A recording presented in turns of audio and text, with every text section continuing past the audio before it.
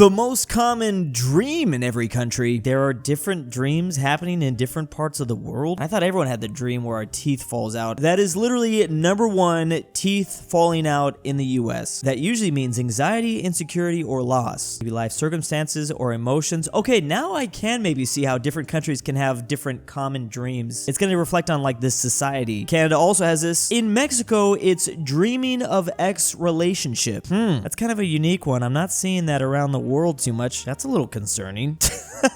France has got the same thing going on though. In the majority of Latin America, it's usually snakes or rats, sometimes spiders or lice. I can recall a couple of shark dreams I've had, but I don't think I've had that many snakes. There's a couple places dreaming about babies or the dead, which happen to be the same category in this map. Oh no, sorry, light blue's family, dark blue's death. A majority of the West have that teeth falling out dream. I guess this goes along with babies. There's pregnancy in Germany. I feel like this is the true divide that we aren't talking about enough. Ukraine is a different one. See, is that good or bad? What the hell does that mean, Greece? What? Money, objects? You're dreaming of a hat. What kind of hat is this? Like, I get South Africa. Like, who doesn't want to dream about money? And okay, Ethiopia, you want a cool pair of shoes. I get that. But hat, Greece? Really? Armenia is dreaming about grapes. Chill, Nigeria. Chill. Libya's got cutting hair. Do they not like to cut their hair in Libya? Snakes and teeth falling out seem to be by far the most popular. Japan also thinking about their senpais. I feel like this says a lot about us countries as a whole. Most popular countries among Americans. And whoa, would you look at that? America is the most popular country among Americans. What? So this is percentage of Americans who have a positive opinion of the said country. I know I just made a joke about that, but I thought there'd actually be a lot higher of a number that had a negative opinion about America. There's 22%. Germany and Spain are coming at the bottom of this list though. It's not the absolute bottom. This is actually some of the more higher ranked countries, but 60% of Americans have a positive view of Germany and Spain. Definitely ancestry has a little bit to do with this. The Bahamas, Denmark, Greece, Norway, Scotland, which is actually coming in behind the UK. Sometimes I think this really comes down to if the Americans even know this place exists. I'm sorry, but we're so bad at geography. Canada's really not ranking that high. Our neighbor to the north, you would think would be like in the top 5, but no. Sweden, Ireland, Italy above them. Again, some heritage probably has something to do with this. The top 3 countries besides America is actually the UK, Australia, and Switzerland. I'm actually just surprised in general that Americans know about a mythical place called Switzerland. Maybe we're not doing quite as bad as I thought in terms of geography. That's a relatively small country. How the US is diversifying its clothes sources. I've even started noticing this. Back in 2017, more than 25% of our clothes came from China. Then it was Vietnam, Bangladesh, India, and Indonesia in that order. A little bit from Cambodia, Mexico, and Honduras. But as the years have gone on, specifically China has dropped off to the point where now in 2023, China's making less than 25% of our clothes. Vietnam and the said countries I mentioned before are not necessarily doing more either, kind of maybe. A lot of it's just coming from this other category. I'm assuming that's pretty much lumping all the other countries combined. That's the thing that's really growing. Our clothes makers are finding it hard to break with China's supply chain. Output rates in China are just better. The best-selling car in the US and Canada, it is unsurprisingly the Ford F-150. I don't really know exactly why people love this truck so much. I have one too, I don't even know why. In Mexico, it's the Nissan Versa. Looks like a nice gas-efficient vehicle. Now, as an American, I'm very fascinated by the cars other countries drive because I've just never seen them before. Like, I feel like there's only a couple brands that we really have in the US. Well, obviously I know about Toyota, but that's popular in Argentina, Mitsubishi in Chile. Chevy's winning out in Brazil. So these are still mostly American cars down here. Not surprised Germany's rolling with the VW. Cars are gonna be a little bit smaller in Europe because they gotta squeeze through those streets. The Ford Fiesta in the UK. We got a French car in France. Gotta be buying your own stuff if you're making the car in the country, you know. We got Kia out of Ukraine. The Fiat 500. Oh yeah, Volvo from Sweden. Ooh, the only Tesla I can see on the map, Netherlands. Actually, Norway's got Tesla as well. How is Africa not just those Toyota trucks that they use? See, so many okay, here we go. Yeah,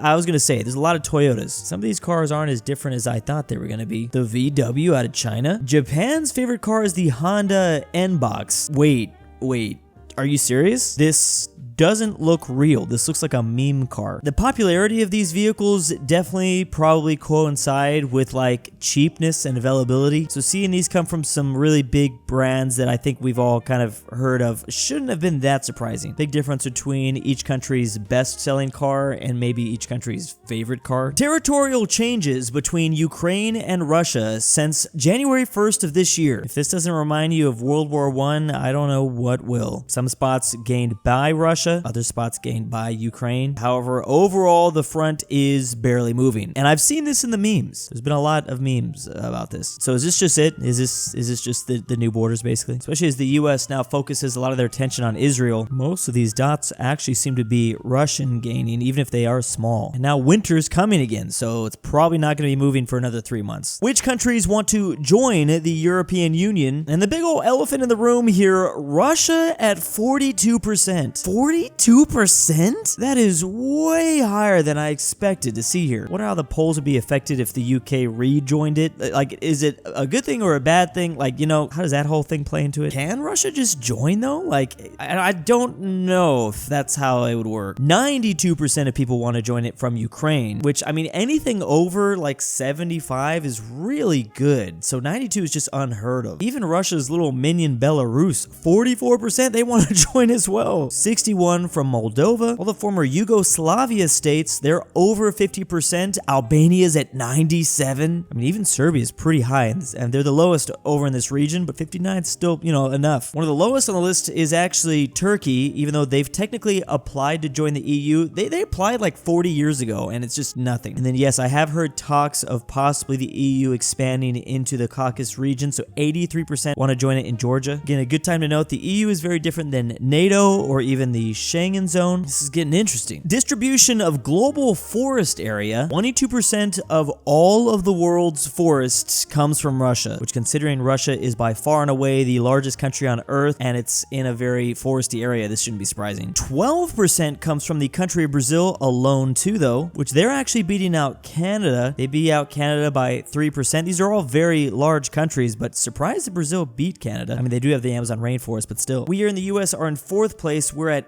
8% of the world's forests. Then it's China and the Congo at 3. Australia is kind of shocking, considering the memes just call them the giant desert continent. Then Indonesia, Peru, India, then it comes down to pretty much just land area. These are the top countries, but then the vast majority still come from pretty much all the other places in the world. It's still crazy, and it really just shows you how giant Russia is. It would suck to be lost in that Siberian wilderness. Fonts that countries use in their tourism board logos. Why am I looking at this and I'm just immediately bothered? I mean, at least they aren't all uniform and simplified like all the logos are becoming. I'm not a graphic design person. I can't really tell if I hate Italy's or love it. I mean, I gotta give them credit for doing something different though. Montenegro went with like the most generic font though. I like Turkey's. Not really sure what's going on in Armenia. Russia doesn't even try with their font. I don't think they're really trying to boost their tourism numbers right now, I guess. Especially considering all of these words are in the English version of their country's name. Well, except for Deutschland, but a lot of these are using the English version. There's a couple of them that are using, like España. That seems about right for Greece. Man, oh man, Bosnia. I mean,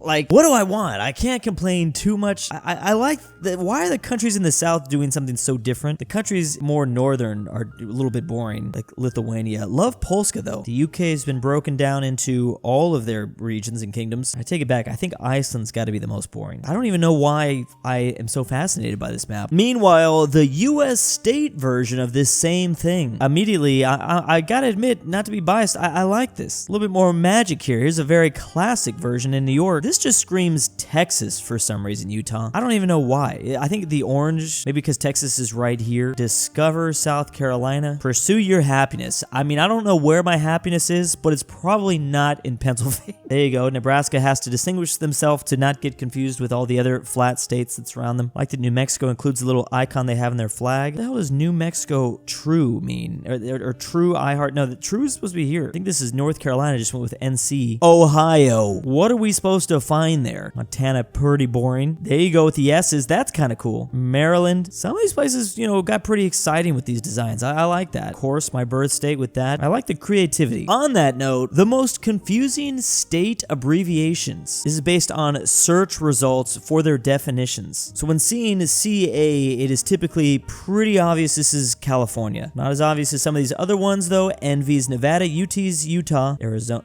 AZ with Arizona. Texas also, hard to confuse that. TNX, what else could it be? Now a slightly more confusing one though, NE. I'm just trying to think what else NE could be. New England, is that what people are confused about? There is no state called New England, but I could see how, you know, AK I get. Like this is very similar to Arkansas, but Arkansas is AR. There's MS, which I'm assuming these people are confused with Massachusetts. That's MA though. Very interesting that there's a link. There's a link between these two. Okay, Massachusetts is one of the higher ones on the list, and Massachusetts might also be getting confused with Maine. Maine is ME. Oh, okay, yeah, that's one of the more extreme ones. Maine actually has the most confusing abbreviation. Then it might be Michigan. Okay, clearly we have to stop with like M's in the beginning of these state names. It seems like that's what's really kind of confusing people out here. Kind of weirded out. How are people confused about VT? I get there's Virginia, but like VT. I feel like this says a lot about society. Hometowns of current US NBA basketball players. By far, number one is Los Angeles with 31 NBA players in it, or coming from here, which it should not be surprising. LA is a massive city. But another thing this is going to reflect is like what spots in the US have big basketball culture. A little surprised there's not more from New York. 3 is Kings County, 13 players. Just considering the amount of people that live here too. But you can see it. I think it's just harder to distinguish because there's a lot of people that live in this megapolis basically. Cooks County out of Chicago is actually number 2, which I've got to think that, you know, the Chicago Bulls and their dominance for like a decade or two has got to be a little bit of an impact. Like major organizations like famous, like the Yankees in baseball. There's also the Lakers that might, you know, help explain LA. I'm actually more fascinated to see who's coming from Utah and Wyoming. I wonder if this has any reflection on like tall people too. I am definitely not one of them, but are some of these people more tall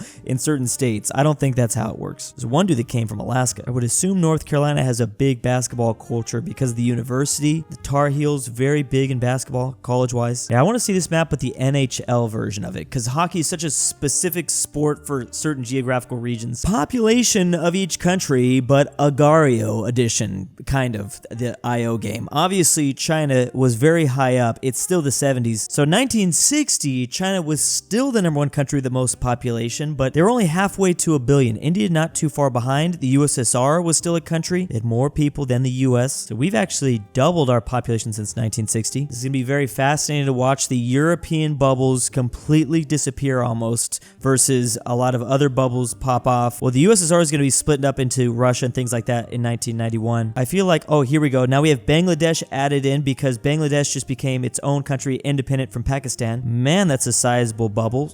That's the other cool thing about this graph is we're going to be seeing which countries join us. So we've got the top 10 in the middle here. Poland doing pretty all right. Didn't realize there was this many South Koreans by 1980. Bam, in 1981, China finally passes 1 billion people. The USA is keeping up with the USSR in the 80s in terms of population. Germany should bust up a lot, right? I mean, are they already counting? This looks like they're counting East Germany and West Germany already. Here are the Philippines doing pretty cool. Here we go. Boom. So the USSR is disappearing. It's 1991. A bunch of new bubbles just joined in. Also, we're going to see a bunch out of Yugoslavia. So Russia's now here on the outside. India is about to pass 1 billion here in 1997. The USA has now become the 3rd most populated country on Earth, but Indonesia's catching up. Crazy how well economically Japan was doing back in the 90s, where they only really had a half of our population. So a lot of these bubbles, I think, are going to continue to grow. The Europeans are still very much there. Oh, we're also seeing a world graph over this way. Brazil also not too far behind. Overall, I can see that overall the bubble is growing, just showing the size overall, the world population as a whole. Here goes India about to pass up China. They just did that this year. Look at Nigeria. I wasn't even paying attention to Nigeria. They're doing pretty great. The bubble is now getting off screen pretty much. Like it's hard to even see. And there is India taking up that #1 spot. Pakistan in 5th, Nigeria in 6th. 6th. It'll be interesting to see what this top 10 looks like in the next 100 years. And big thanks to the patrons. Drew, I'm your dad, back with the milk. Look outside. JohnDenver. LuxembourgLover. I can't sleep without Drew's voice. Aaron Amateur Archaeology. Carmel Fredrik Tibblin. GoodOldRyah. InquisitorXarius. Annoying friend. KirinoIsBestGirl. Robert RyeThePie. Sebby, if you hear this, I love you.